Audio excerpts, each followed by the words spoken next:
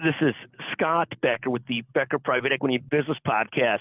Today's discussion is really about something said by who I think is the greatest CEO of this generation. And I know some people argue with me about this, so bear with me.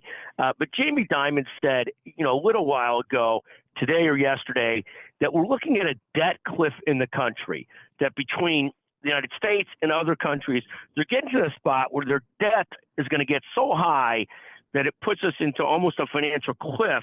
We're going to have to do very austere measures to deal with it. He calls this the most predictable crisis that we've ever seen in front of us, and I couldn't agree with him more. The problem of getting into this debt cliff situation and keep on rising the debt is, aside from having to deal with that at some point, it leaves you so much more fragile to other challenges that you might end up facing. So this debt issue, it's like watching a frog boil. At some point, it's going to boil and be bad, and it's not going to know it's boiled until it's there. Here, we're brighter than the frog. We all know this is a horrible issue. We probably know, as Republicans and Democrats, that's going to have to be some mix of raising some taxes. It's not going to be this wealth tax concept, because that gets shot quickly, but it is going to be some mix of raising taxes and cutting or slowing expenses and slowing government spending, which is so hard for our government to do. Both President Biden, President Trump did a horrendous job of managing the debt and managing spending. No offense to my Republican friends, no offense to my Democrat friends. Both of them did an absolutely horrendous job. I think Jamie Dimon, this debt cliff perspective, is absolutely the right perspective. He's got this more right on than anybody else, and I'm glad he says it, because he's the leader that has credibility to say these kinds of things from an apolitical standpoint, at least somewhat of an apolitical standpoint, and he's right on about the U.S. and the world facing this debt cliff. He says it's 10 years out till we fall off the cliff. I think it's probably sooner than that, quite frankly, but thank goodness for him speaking up on it.